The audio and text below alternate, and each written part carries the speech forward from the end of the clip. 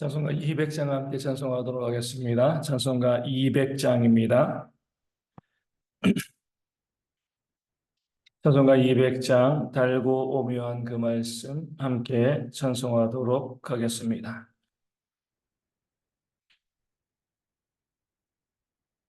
찬송가 200장입니다. 함께 찬송합니다. 달고 오묘한 그 말씀 생명의 말씀을 귀한 그 말씀 진실로 생명의 말씀이 나의 길과 미를 밝히 보여주니 아름답고 귀한 말씀 생명샘이로다.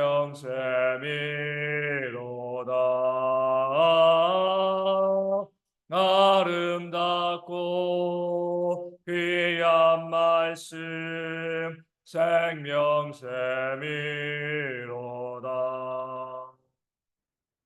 귀한 주님의 말씀을 내 노래되도다.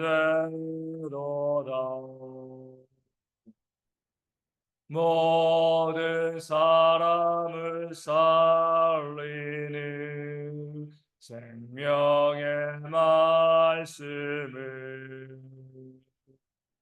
값도 없이 받아 생명길을 가니 아름답고 귀한 말씀 생명샘이로다.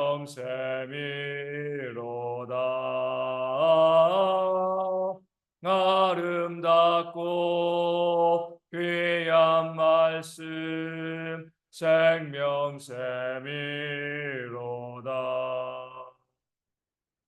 널리 울리어 퍼지는 생명의 말씀을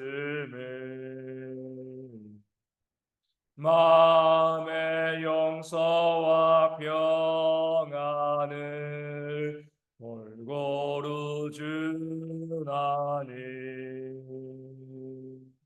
다만 예수 말씀 듣고 복을 받네. 아름답고 귀한 말씀 생명샘이로다.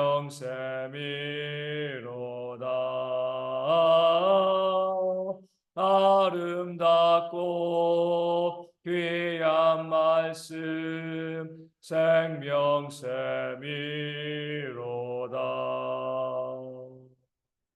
아멘.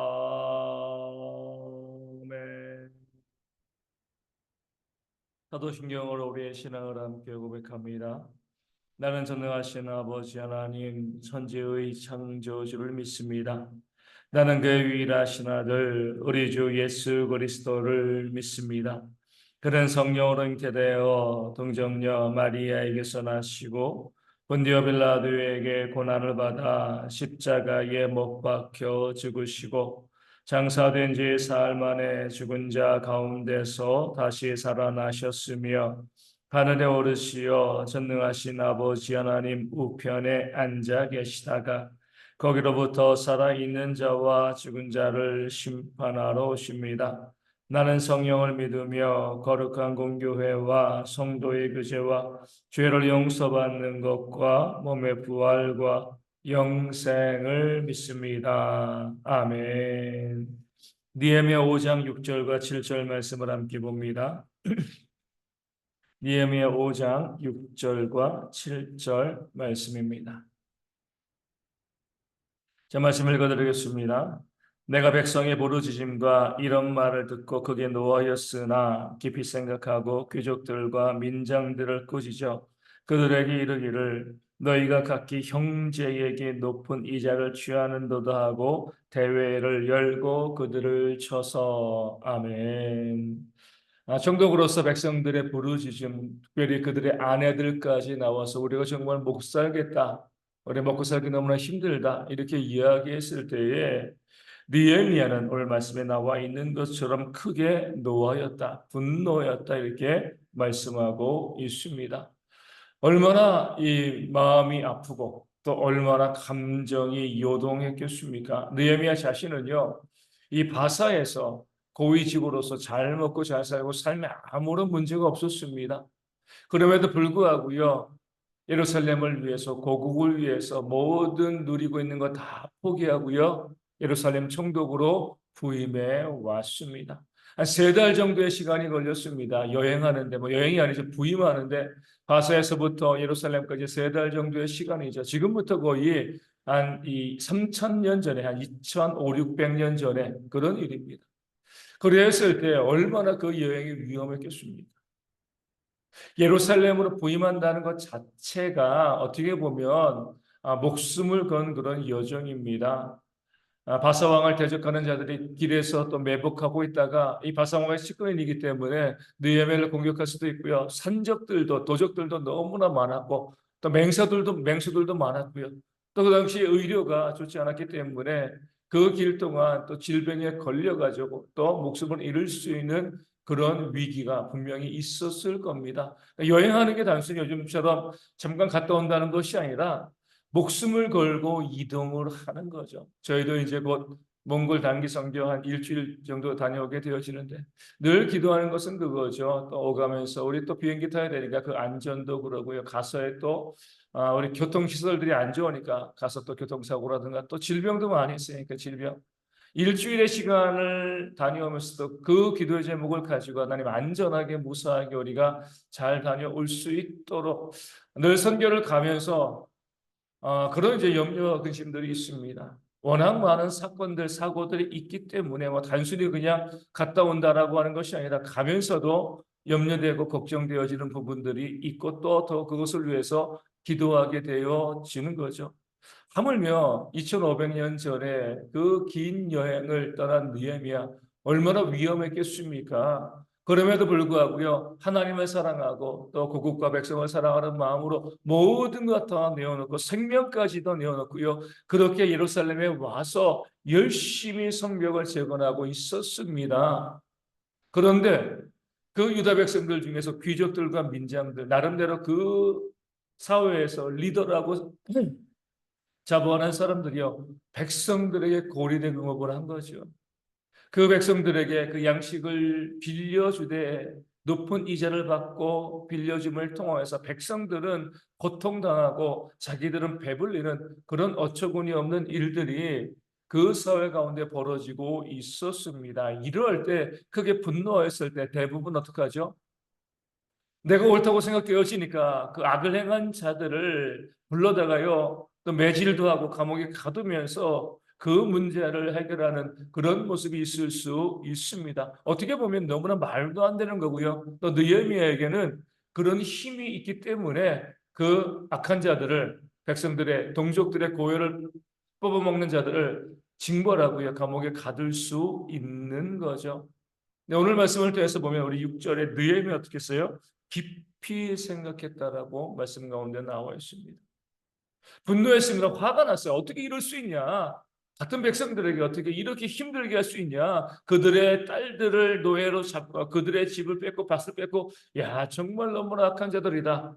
분노함으로 마음껏 그들을 정죄하고 비난하고 공격할 수 있음에도요, 느헤미야는 그 감정에 따라 움직이지 아니하고 그런 분노 속에서도요, 깊이 생각하는 그런 지혜가 느헤미야 가운데 있었습니다. 힘들고 어려운 환경 가운데서도 성벽을 재건하는 자들, 백성들이었지만 그렇게 민장들과 귀족들도요, 그 백성들에게 이 고리대금업을 하고 있었지만 그들도 뭐예요? 함께 성벽을 재건하는 자들이었습니다. 그렇게 함부로 움직이고 하다 보면 결국에는요, 성벽 재건 사업이 무너질 수밖에 없는 거죠. 그렇기 때문에 그 감정을 억누르고요. 그 분노하는 마음을 억누르고 깊이 있게 생각하고 무엇이 우리 가운데 바른 길이냐, 또 어떻게 하면 이 성벽 재건의 사역이 온전히 감당되어질 수 있을 것인가 깊이 생각하고 난 다음에 그리고 움직이는 모습이 오늘 느헤미야 가운데 있었습니다. 그러면서 먼저는 무엇을 하는 거죠? 귀족들과 민장들을 꾸짖어서 너희가 각기 형제에게 높은 죄를 취하는도다. 잘못된 것이 아니냐. 하나님의 말씀 가운데 같은 동족들에게 이자 취하지 말라는 그런 말씀이 있는데 왜 너희는 너희 동족들에게 높은 이자를 취하고 그들을 힘들게 하고 또 그들의 것을 빼앗고자 하느냐? 느헤미야 자신의 말이 아니라 하나님의 말씀 성경을 가지고서 그들의 잘못에 대해서 지적하고 있는 또 책망하고 있는 그런 모습이 본문 가운데 나와 있는 겁니다. 그 민정고 귀족들이 성벽을 재건함에 있어가지고 정말 귀한 어떻게 보면 큰 헌신을 하는 것도 사실이지만 그렇다고 해가지고요 그들의 잘못된 죄악을 그냥 덮어줄 수는 없는 거죠. 그리할 때 느헤미야는 깊이 생각한 것이 무엇이냐면 자기의 생각과 자기의 주장으로 백성 민장들과 귀족들을 꾸짖으면 책망하면 분명히 반발이 올 것을 알았습니다. 그러기 때문에 무엇으로 이야기한 거죠? 하나님의 말씀, 기록된 말씀, 율법을 가지고서 하나님의 말씀 가운데 이것이 잘못되었다라고 나와 있는데 너희는 왜 그 말씀을 어기는 그런 삶을 살아가느냐? 말씀으로 그들의 잘못을 깨우쳐 주는 그런 지혜가 느헤미야 가운데 있었던 거죠. 개인의 생각으로 이야기하면 그 말을 들을 수가 없습니다. 들을 리가 없는 거죠. 아무리 그 말이 옳아 보여도요. 말을 듣지 않지만 기록된 하나님의 말씀에 이렇게 되어 있는데 왜 그 말씀을 어기느냐라고 이야기하니까 민장과 귀족들이요. 그 앞에서는 할 말이 없는 거죠. 사람은 다 똑같지만 누가 그 하나님과 비길 수가 있겠습니까? 하나님께서 이렇게 말씀하셨는데 잘못되었다라고 이야기하니까 그 말을 들을 수밖에 없는 거죠. 그러면서 대회를 열고 그들을 쳤다라고 말씀하고 있습니다.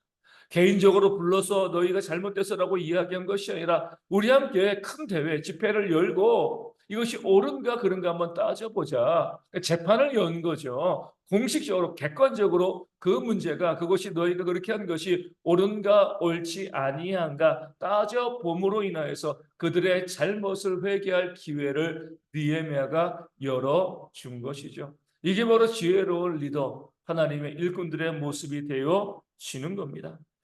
감정적으로 우리가 나서다 보면 자칫 큰 문제가 발생할 수가 있습니다. 감정적으로 보면 늘 내가 옳게 보이고 그 상대방이 틀리게 보이니까 그 감정의 문제를 가지고요. 자꾸 다투고 싸우는 그런 일들이 있는 거죠.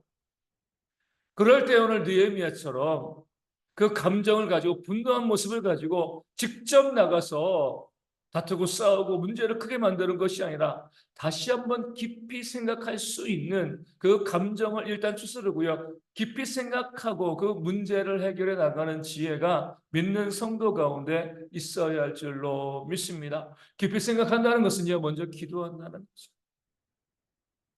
어떤 문제가 모였을 때에 나를 분노하게 만드는, 나를 화나게 만드는 그런 일들이 있을 때에 즉각 반응하는 것이 아니라 하나님께 나와서 기도하는 겁니다. 하나님, 이런 문제가 있습니다. 이렇게 나를 분노하게 하고 나를 화나게 하는 이런 문제가 있습니다. 이 문제를 하나님 어떻게 해야 될까요? 먼저 기도하는 거죠. 기도하면서 뭐예요?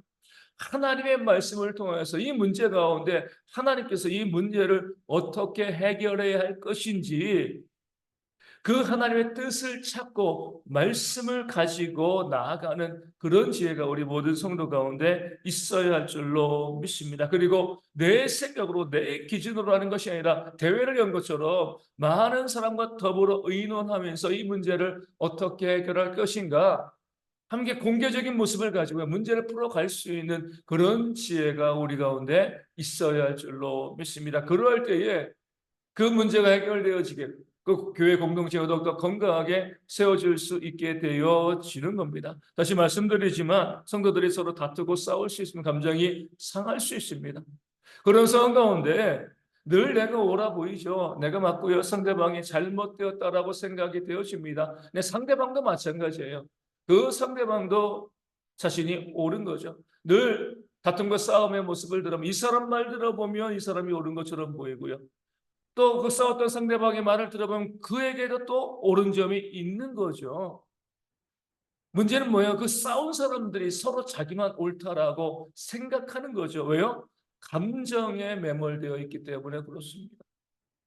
그 감정만 가지고 있으면은요, 늘 내가 옳다라고 보여지는 거죠.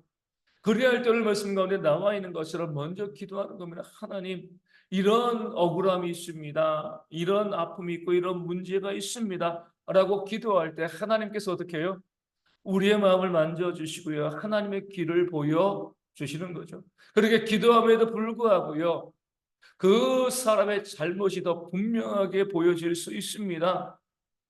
그럼에도 불구하고 하나님께서는 그렇게 기도하는 자들에게 어떤 말씀을 주시는 거죠? 내 원수를 사랑하고 너희를 핍박하는 자를 위하여서 기도하라. 비록 그가 잘못했지만 네가 감정적으로 분노하고 정죄하고 다투는 것이 아니라 그가 비록 원수와 같은 모습이지만 그를 사랑하는 것, 이것이 바로 내 말씀의 뜻이 아닌가? 그를 위해서 기도해 주는 것, 이것이 바로 내가 너에게 원하는 것이 아닌가? 그러게 되었을 때에 그 감정이 잦아들면서 그를 용서하고 섬기고 사랑하는 모습을 통하여서 그 문제를 해결하시는 하나님의 역사가 우리 가운데 있게 되어질 줄로 믿습니다. 어떤 경우라도요, 그 감정이 휘몰아칠 때 그 감정대로 판단하거나 그 감정으로 문제를 만들어가는 것이 아니라 모든 순간마다 하나님께 기도하고 하나님의 뜻을 구하고 그 하나님의 뜻 가운데 나를 철저히 복종시킴을 통하여서 공동체의 유익을 구하는 그런 지혜가 우리 모든 성도 가운데 있어서 우리 하나님이 주시는 은혜 복을 받아 누리는 저의 모든 성도 되어질 수 있도록 이 아침에 함께 기도하도록 하겠습니다. 오늘 주일입니다. 우리 모든 성도들이 교회 와서 정말 웃는 낯으로 서로 얼굴을 보고 믿음 가운데 서로 교제할 수 있는 그런 주일 되어질 수 있도록 위하여 기도하여 주시고요. 온전히 함께 예배하고요. 은혜 누릴 수 있는 그런 주일 되어질 수 있도록 오늘 성찬 예식이 있습니다. 우리 성찬 예식을 통해서도 그 은혜를 누리는 주일 되어질 수 있도록 위하여 기도하여 주시고요.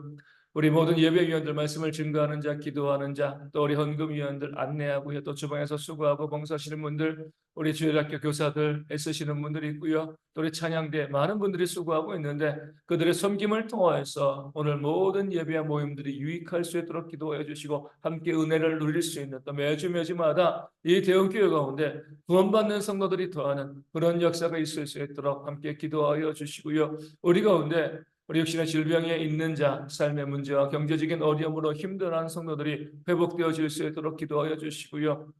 또 오랫동안 나오지 못한 성도들 다시금 나와서 함께 예배하는 그런 역사가 있도록 군에 있는 형제들도 군에서 함께 예배 잘하고요. 또 건강하고 안전할 수 있도록 위하여 기도하여 주시고 선교지 교회와 우리 작은 개척 교회들도 하나님의 은혜 가운데 온전히 예배하고 부흥하는 그런 주일 되어질 수 있도록 기도하여 주시고 이제 얼마 남지 않은 몽골 선교가 기도함으로 잘 준비되어질 수 있도록 이 아침에 함께 기도하도록 하겠습니다. 기도문하시겠습니다. 하늘에 계신 우리 아버지, 아버지의 이름을 거룩하게 하시며 아버지의 나라가 오게 하시며 아버지의 뜻이 하늘에서와 같이 땅에서도 이루어지게 하소서. 오늘 우리에게 일용할 양식을 주시고 우리가 우리에게 잘못한 사람을 용서하여 준 것 같이 우리 죄를 용서하여 주시고 우리를 시험에 빠지지 않게 하시고 악에서 구하소서. 나라와 권능과 영광이 영원히 아버지의 것입니다. 아멘. 기도하겠습니다.